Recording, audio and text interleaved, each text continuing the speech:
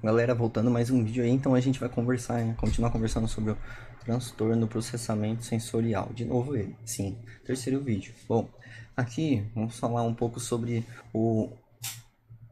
estas doenças aqui que eu citei por aqui. Não vamos mais discutir sobre o que é doença, o que é síndrome, o que é transtorno, tá bom?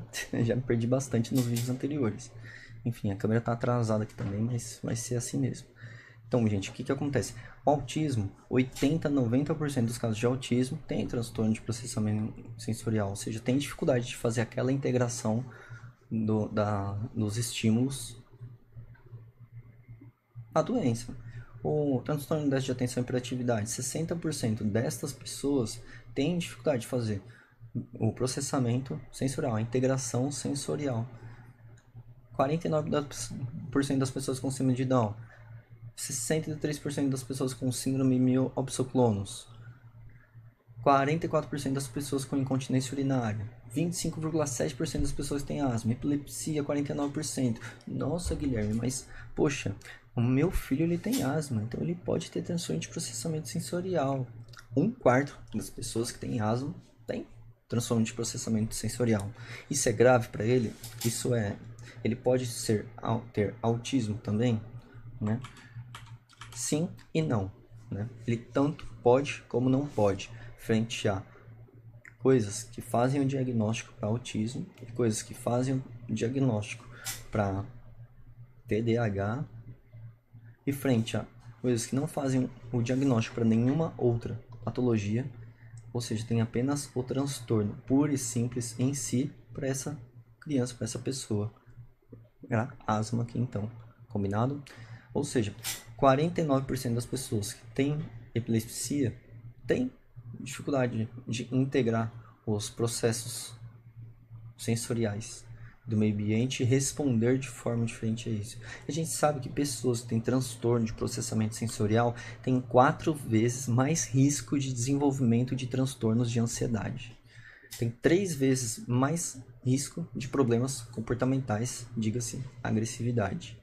Ou seja, tratando o transtorno de processamento sensorial, eu vou diminuir esse risco de ansiedade, eu vou diminuir esse risco de agressividade, vou diminuir a chance de problemas comportamentais. Você é uma pessoa que tem apenas epilepsia, mas que tem o transtorno de processamento sensorial controlado. Sim, com certeza. E sou funcional, entendeu? Dentro do meio ambiente, dentro da minha casa, dentro da minha vida, do meu trabalho, da minha família, das minhas emoções, da minha organização, sou funcional. Tenho asma, tenho epilepsia, tenho incontinência urinária, né? Tenho transtorno de processamento sensorial e sou funcional, entendeu? Tenho síndrome de Down, tenho TDAH, tenho autismo. Nossa, tenho os 3 juntos. Tenho e sou funcional, entendeu? Poxa, mas então é muito difícil para essa pessoa. Realmente é bastante difícil, com certeza. Não tiro, mas deve ser realmente bem difícil lidar com essas 3 doenças em conjunto com esta outra. Vou até sair um pouquinho aqui em cima, enfim, junto com esta outra e ainda assim, né? Saber que tem contas para pagar, saber que tem que ir trabalhar, saber que tem que desenvolver coisas, saber que tem que conversar com a esposa, saber que tem que dar atenção para os filhos, saber que tem que contribuir na escola, saber que tem que estudar para uma prova, saber que tem que ler um livro para saber mais sobre o mundo, saber que tem que discutir tudo isso. Poxa, é muita coisa para se fazer como ser humano, né? Até cansa ouvir tudo isso. Mas viver não é fácil. É muita coisa, muitos estímulos ao mesmo tempo no nosso mundo, e isso piorou bastante com de novo a pandemia, né? Com o Covid. Por quê?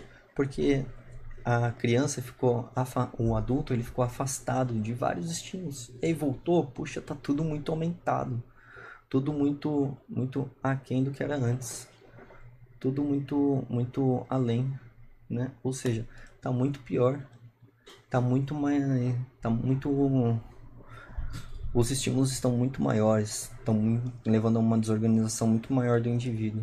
Esse que é o problema, entendeu? A gente ficou longe desses esses estímulos vieram com muita força por agora. O que eu posso fazer para lidar com isso? Bom, o transtorno do processamento sensorial, né, ele passou por diversas classificações ao longo dos anos, né? 2007, 2015, né? Mas qual que é a ideia? A ideia é o quê? É identificar saber que pode ter distúrbios nesses campos aqui que a gente comentou nos vídeos anteriores, né?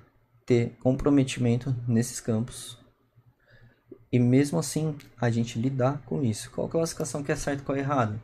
Não importa saber qual que é certo e qual é errada, e sim que se eu tenho problemas, eu consigo tratar, entendeu? Qualquer problema é facilmente tratável.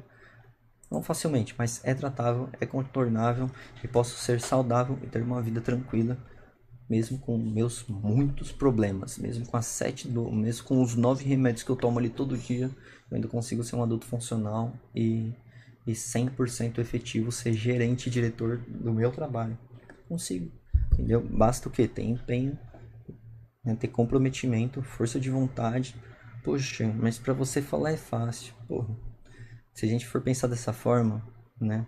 Acho que a gente sempre tem que o quê? Levantar da cama falando que o que eu posso fazer de diferente para mudar a minha realidade hoje, né? Eu acho que é frente a isso que a gente começa a ter começa a pensar de forma diferente sobre a vida, sobre nossas frustrações, nossos problemas, senão nós vamos ser sempre aquelas pessoas que ficam falando sobre os nossos problemas e não procuramos soluções.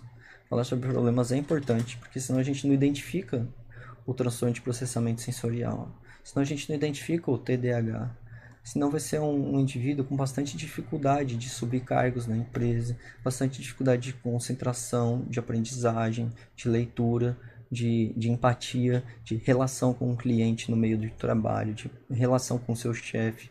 Por isso que é importante reconhecer o problema, porque aí eu consigo tratar e ter a solução efetiva, né? Skeff, então, ele elencou, né? Ele fez essa classificação em somato, né? Uma percepção pobre, diminuída, ou a visual dispraxia. Dentro disso ele elencou a muito e pouco reatividade aos estímulos sensórios e a integração desde o estímulo do vestibular, coordenação, com a integração dos déficits de forma bilateral. Ou seja, cada um, você viu que cada um fez de forma diferente? Um foi mais para como ocorre a reação ou responsabilidade e outro foi mais para os estímulos em si. Mas de modo todo, os dois chegam no mesmo objetivo, né? Então tem vários perfis aqui, né? Ou seja, do nascimento até os 14 anos, diferentes versões. Ou seja, a forma aqui de terapia qual vai ser? Vai ser focada nos pais, entendeu? Porque a idade alvo de 4 a 8 a 11 anos, né? 10 minutos por teste. Teste do que? Teste de concentração, teste de linguagem, teste de audição, teste de cheiro somestésico, né? Auditivo. Vai ser focada na criança. Esse tipo aqui de processamento vai ser focado nos pais, entendeu? Ó, alunos da pré-escola. E essa daqui vai ser focada nas crianças dos 3 aos 12 anos. E para os adultos?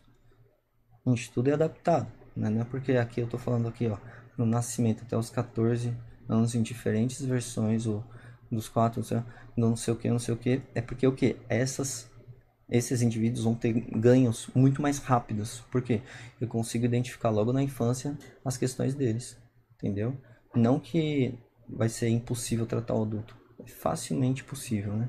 Todo mundo merece fazer terapia para se entender como indivíduo, entender como reage ao meio ambiente, como inclusive acaba sendo até mais fácil de certa forma, porque a criança ela não sabe que o cheiro da Cândida lhe desorganiza ela, mas ela sabe que aquela sensação daquele cheiro horrível vai levar à desorganização dela.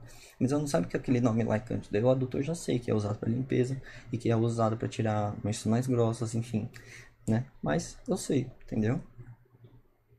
E aqui a terapia de integração sensorial que Aires propôs, ou seja, lá atrás, em 1970, 80, na ideação, né, da integração sensorial, foi proposta por Aires a terapia, ou seja, eu vou identificar os estímulos, certo? Eu vou reconhecer as motivações e as impulsões no que pode ser relevante para as crianças do ponto de vista intelectual, do ponto de vista de atividades físicas, criar um campo, um momento, um terreno, preparar essa criança para isso, escolher o desafio correto para expor esse indivíduo a diversas sensações e estímulos, né? Vou ter participações ativas e controladas dentro do seu ambiente para modular o sistema nervoso. Isso vai fazer a neuroplasticidade, ou seja, mais ou menos até os 30 anos isso ocorre. Depois pode ocorrer também. É difícil? Não, não é difícil, né? Mas também não é fácil. É fazível dentro de terapia, né? Para ocorrer a adaptação do comportamento, ter ganhos do processamento sensório e ter a reestruturação desde o início de quando ele se reestrutura. O que? Melhorando a performance nas atividades do dia a dia, melhorando a dinâmica familiar, melhorando a sua autonomia e seu bem-estar, diminuindo distúrbios de comportamento, diminuindo transtornos de agressividade, melhorando a senso-percepção dele dentro do ambiente. Esses são os objetivos, né? Ou seja, as sessões de terapia vão se basear em todos esses aspectos, né? Em todos esses aspectos, para termos um indivíduo mais funcional e menos reativo ao seu ambiente, para ter indivíduos mais focados, mais aptos, mais, enfim. É isso, gente. Espero ter ajudado vocês. E qualquer dúvida é só deixar nos comentários. E é isso. Um abraço e até o próximo vídeo.